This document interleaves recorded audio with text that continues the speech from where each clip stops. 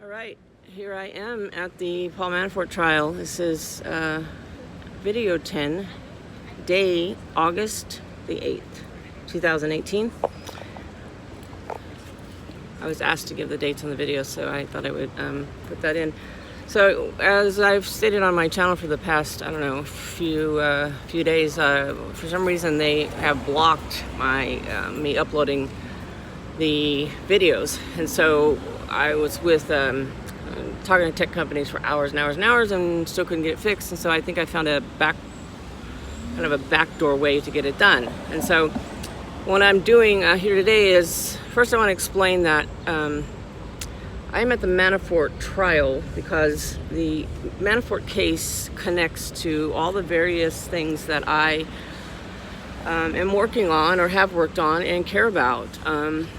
Exposing the child trafficking is really, you know, what is my mission or what makes my heart beat, and just because I can't tolerate the evilness of that. But what a lot of people haven't put together yet is that the weapons and drugs rat lines that I've also worked on are directly correlated, and many, if not all, of the players involved in those rat lines are also involved in child trafficking in some way, or organ harvesting, and all these very, very evil things.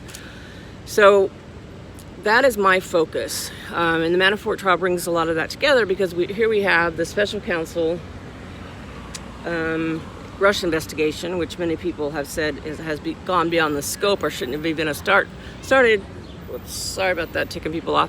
Shouldn't have started because it was, you know, through the poisonous tree, basically, based on lies, and a lot of that's being explained, you know, regarding the FISA documents and illegal surveillance and things like that. And so we have this trial going on that it has nothing to do with the Russians.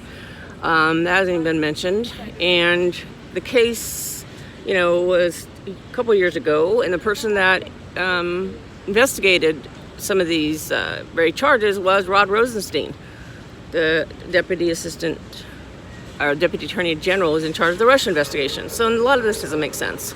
And so with this case, though, we have a lot of things that are in common. We have weapons, drugs, money laundering, child trafficking, and coups in Ukraine.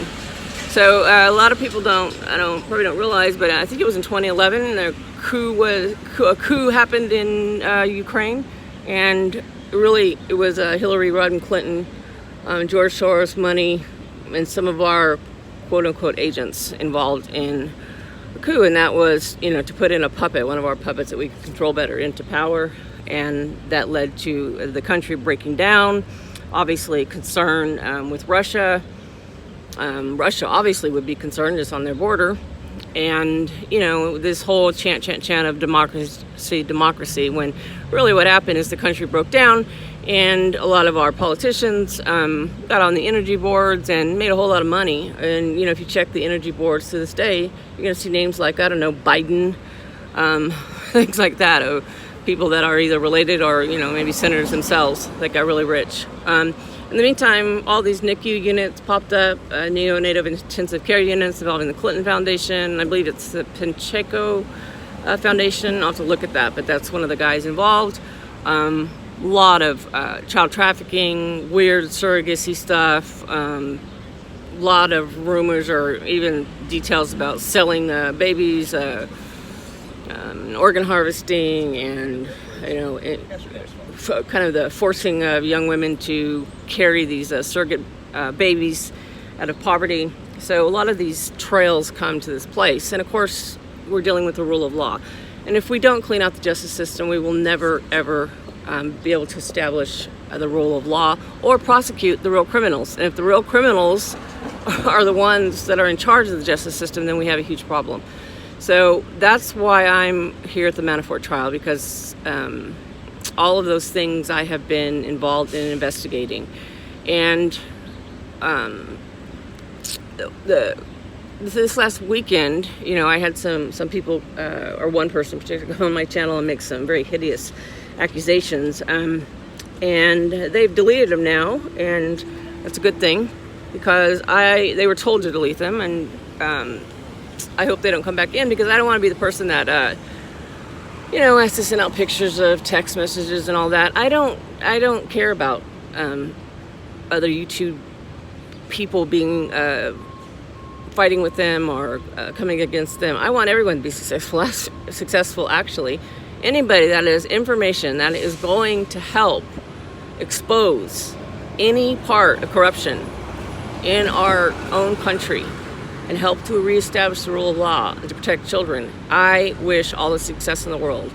I watch their channels, and they might have somewhat of a different perspective, or they come from it at a different angle because they've had a different life experience than me. And so my life experience involved obviously law enforcement, and a lot of people don't know, but I also have a graduate degree in clinical psychology, and I had a chance to kind of peek behind the curtain of the psychiatric world, and came to a place where I found out a lot of these guys were CIA or CIA contractors, things like that, and are oftentimes employed to do the cover-up jobs, in treatment centers and places like that. So, a year and a half ago or so, I started sharing anonymously with another YouTube channel. A lot of people know who that is, obviously, who was mainly focused on the weapons and drugs part, which I do have a history of investigating those things as well.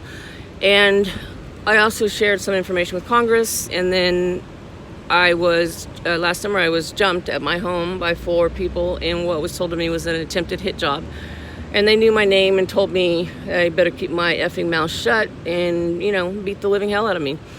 And I survived, but the response from law enforcement kind of seemed to get weaker and weaker. And the lead detective was suddenly removed from my case, and, weird things started to happen. And I was a whistleblower for law enforcement, and have been involved in being, gang stalked and all kinds of things for years. So as this continued,